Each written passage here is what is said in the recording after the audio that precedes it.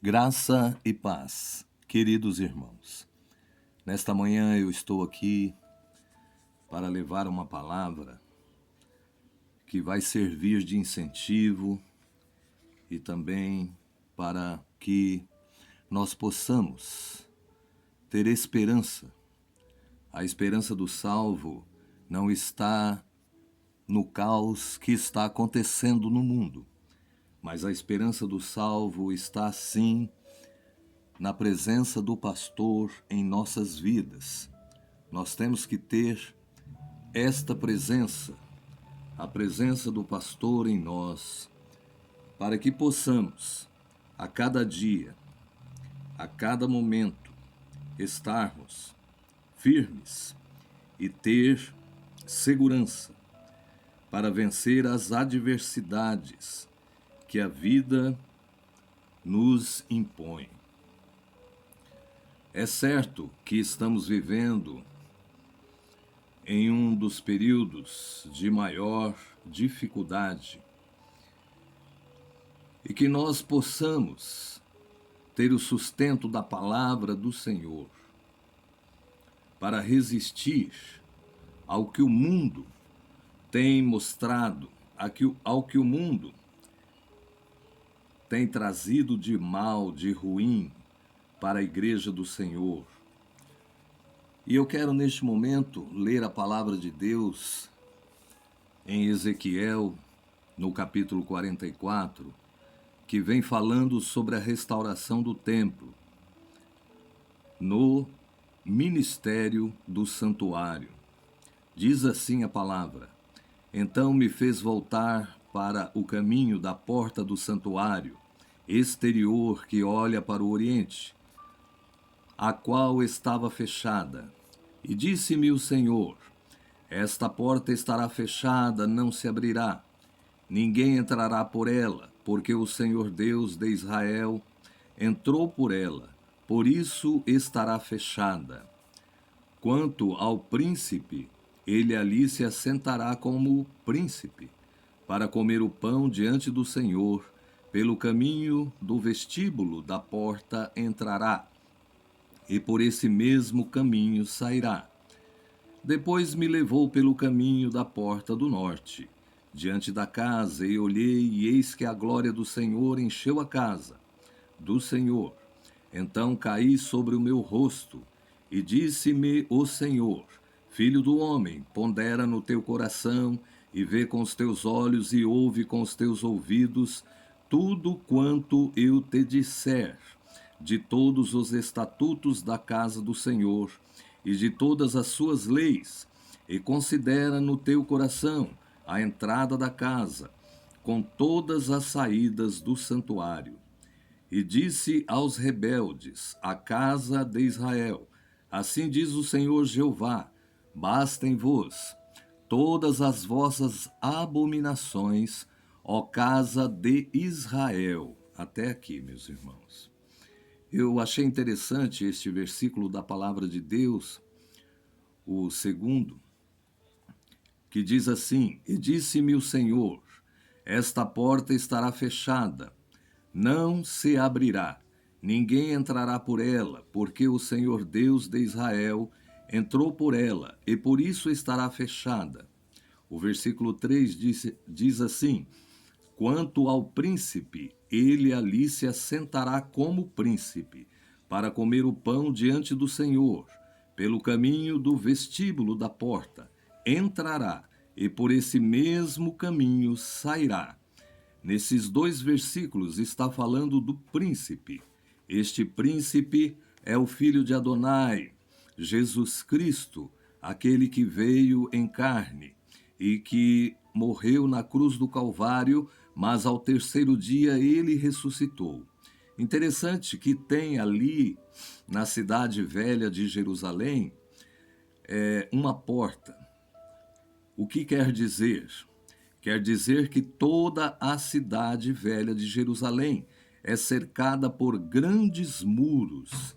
E este muro tem uma das portas em que Jesus entrou por ela. E depois que Jesus foi crucificado e ressuscitou, esta porta foi definitivamente fechada, com grandes pedras quadradas. Está fechada até hoje. E a palavra de Deus, ela nos fala aqui que Jesus passou por ela e voltará a entrar por ela. Mas os homens construíram pelo lado de fora da cidade velha, em frente àquela porta, eles fizeram um cemitério ali. Porque, note, irmão, o cemitério é uma abominação em que Jesus e o povo judeu não tocava nos defuntos.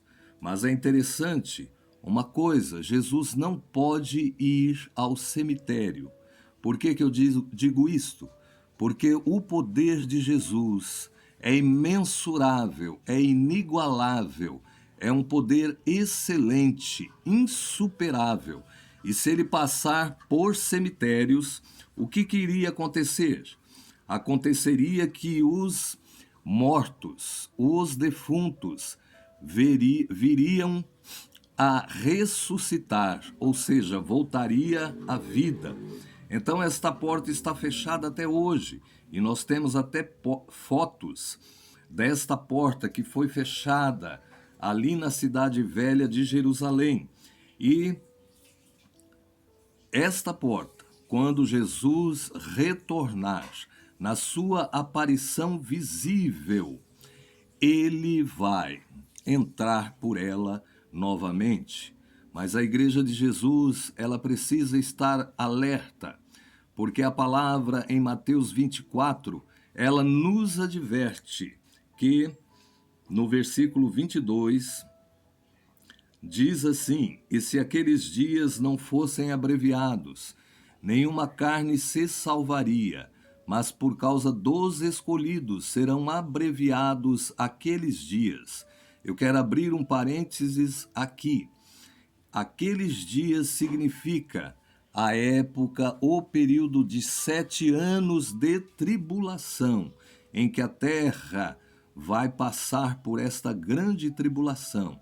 Então, no início da tribulação, alguém pode dizer: eis que o Cristo está aqui ou ali, não lhe deis créditos. Versículo 23. Agora o versículo 24. Porque surgirão falsos cristos e falsos profetas, e farão tão grandes sinais e prodígios que, se possível fora, enganaria até os escolhidos. Eis que vô-lo tenho predito. Portanto, se vos disserem, eis que ele está no deserto, não saiais.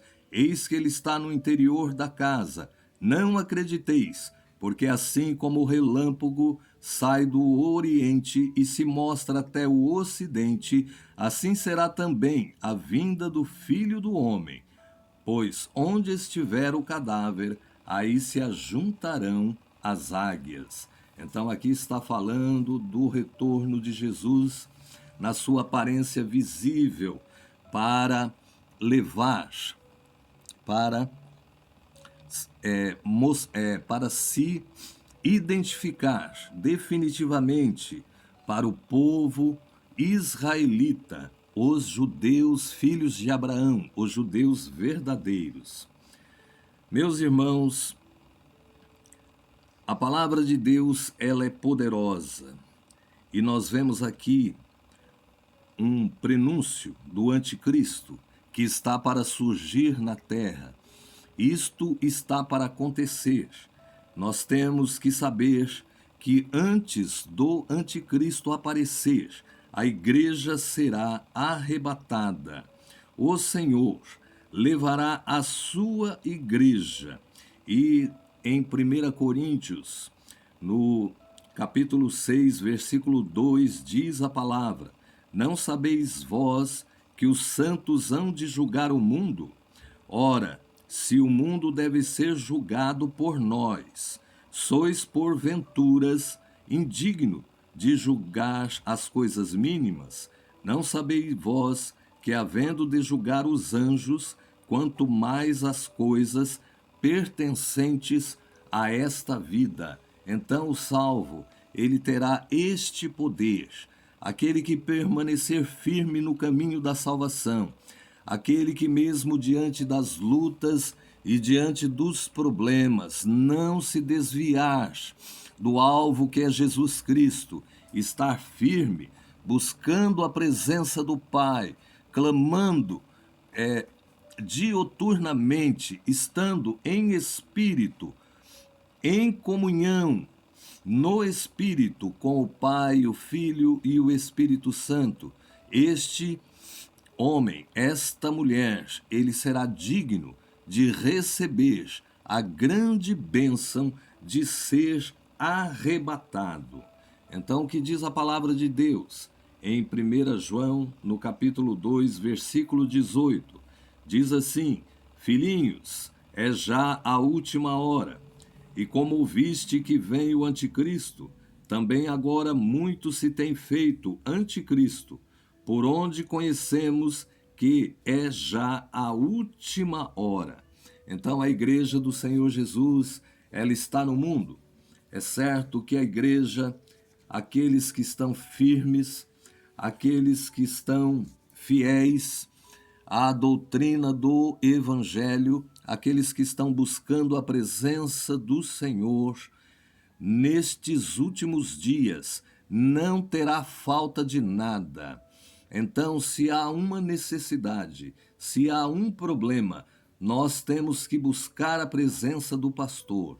Se temos dificuldades, necessidades, temos que clamar então o seu nome, buscando para que ele possa vir e derramar sobre os seus filhos as suas bênçãos. E esta palavra, ela nos diz: filhinhos, já é a última hora. Nós estamos vivendo na última hora da igreja. Como eu disse, que nós, como igreja, estamos experimentando um tempo de prosperidade. Aquele que confiar, depender e estar em constante comunhão, buscando a presença do Senhor, nada irá faltar. Como diz em Salmo 23, o Senhor é meu pastor e nada me faltará. Mas esta palavra que eu acabei de ler, ela diz: filhinhos, já é a última hora. Então a igreja sabe que está na última hora e há um grande sinal. O sinal é de um grande avivamento. A igreja, meus irmãos, ela voltará a se reunir e o Senhor vai derramar do seu espírito e a igreja vai sentir uma glória que nunca sentiu.